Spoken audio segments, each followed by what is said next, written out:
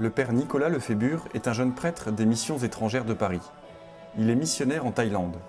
Il a la charge d'une paroisse comprenant 35 villages de montagne.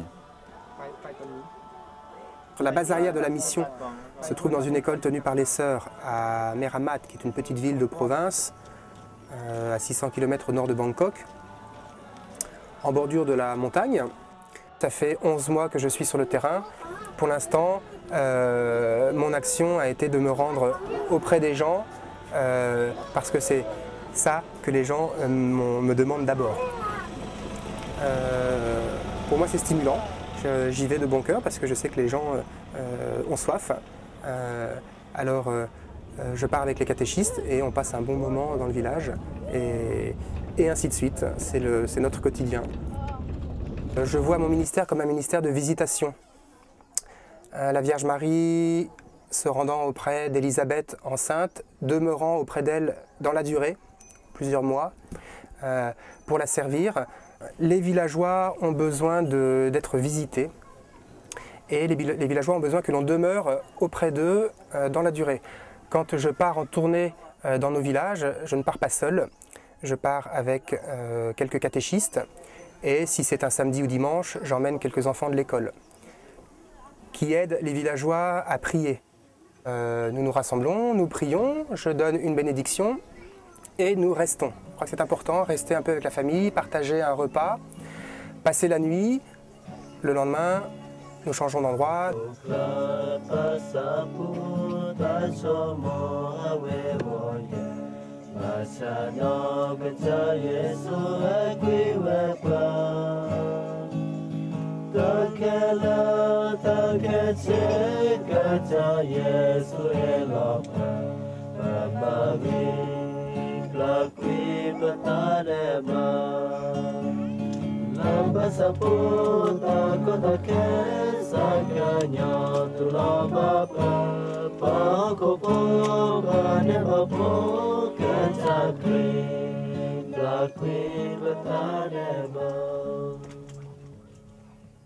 C'est vraiment le constat le plus évident que je fais en cette première année là de présence.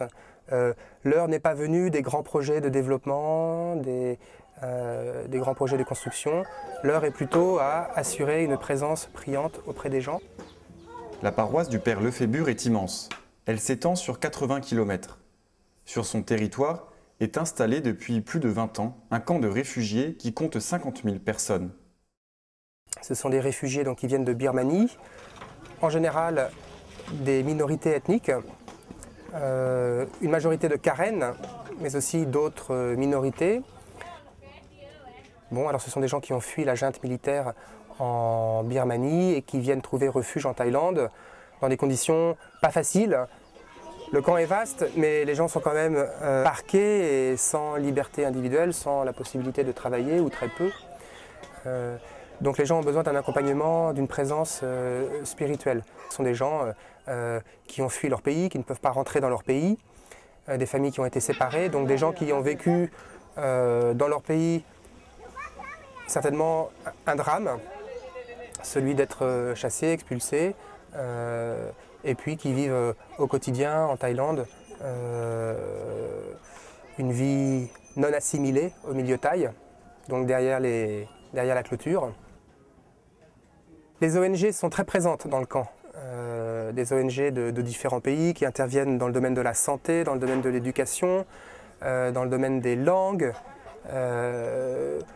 Il y a du monde sur le terrain, donc il ne s'agit pas pour nous de rivaliser avec ce qui existe déjà et peut-être avec des moyens plus importants.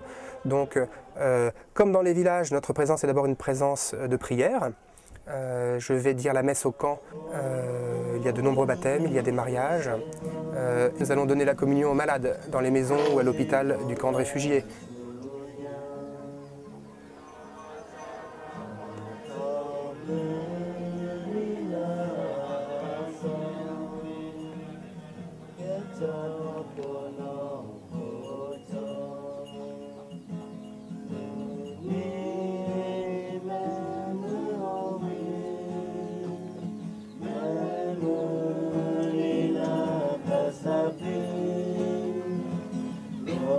Oh,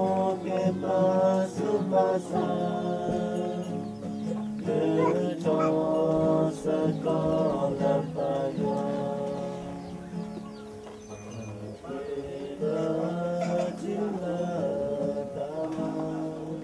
champ d'apostolat du père Lefébure est vaste. Les difficultés ne manquent pas. La fatigue non plus. Le climat, le relief du pays, la langue, tant d'obstacles à surmonter au quotidien. Mais cela n'arrête pas le jeune missionnaire dans son élan, loin de là. M'est donné de rendre compte de ma foi, de fait, je suis heureux. Bon.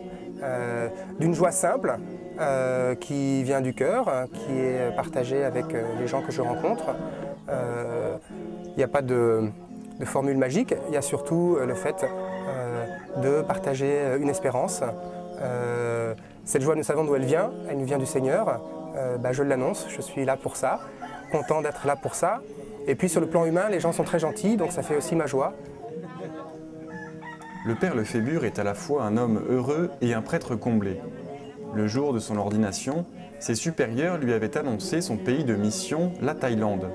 Il y restera ad vitam, c'est-à-dire pour la vie. Aujourd'hui, le missionnaire a déjà adopté ses paroissiens.